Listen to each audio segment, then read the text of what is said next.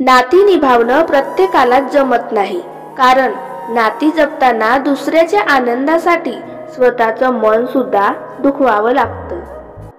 आदर हा वयाचा नाही तर विचारांचा करावा।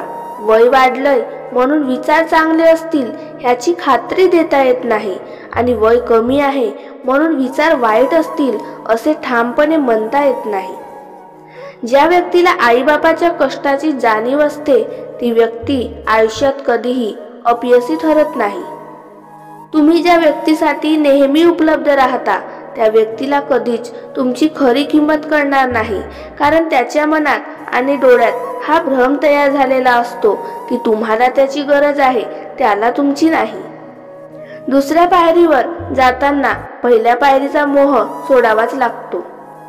पावसाचं आणि शब्दाचं येणं तसं काही ठरलेलं नसतं, औचित्य येतातच जेव्हा ढग आणि मन भरलेलं असतं। काय काय खाल्लं हे विसरणारी माणसं, कोण कधी काय बोललं हे मात्र विसरत नाही। जो तो ज्याच्या त्याच्या सोयीनुसार आपल्याला बघतो आणि आपण उगाचच काडीच धडकन आधास्तंभ अशी नावं देत असतो। जगात जर तुम्हाला तुमचा खरा हितचिंतक शोधायचा असेल तर तो तुमच्यात शोधा, कारण तुमच्या आयुष्याचं भलं फक्त तुम्ही करू शकता, बाकी कुणी नाही। नात्यांचं क्षेत्रफळ किती विचित्र आहे ना। लोक उभं आडवं मापून मोकळे होतात, पण किती खोल आहे हे मापायचं विसरून जातात। निरपेक्ष प्रेम समजणारं दुसरं मनही भेटावं लागतं। स्वार्थाशिवाय कोणीही कुणासाठी काहीही करत नाही हेच दर्शन समाजात सर्वत्र होत असतं।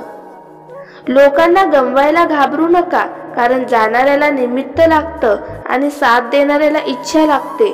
स्वतःत स्पष्टीकरण कधीच देत बसू नका, कारण ज्यांना तुम्ही आवडता ते कधीच सोडून जाणार नाहीत, आणि ज्यांना तुम्ही आवडत नाही त्यांच्यावर जीव जरी ओवाळून टाकला तरी ते सोबत राहणार नाही।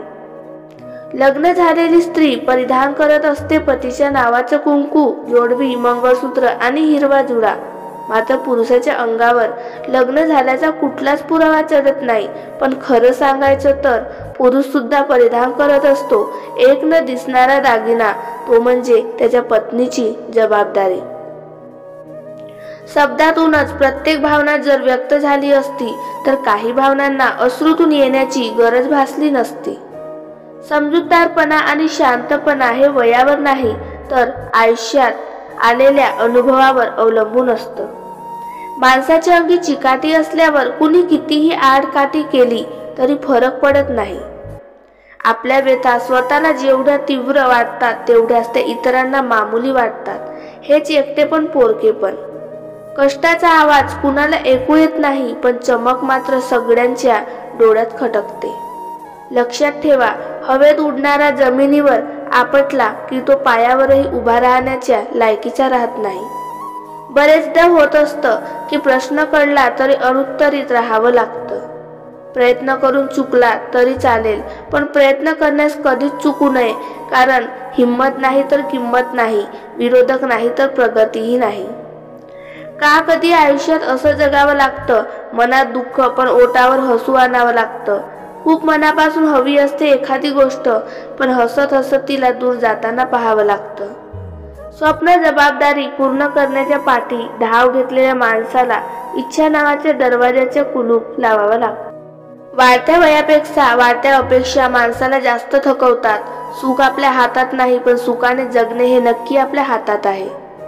आपली वाटणारी सगळीच माणसं आपली नसतात, कारण वाटणं आणि असणं यात खूप फरक असते। सगळीच आपली वाटणारी माणसं आपली नसतात, कधी कधी तीही माणसं आपली असतात ज्यांची आपण आपलं म्हणून साधी दखलही घेतलेली नसते।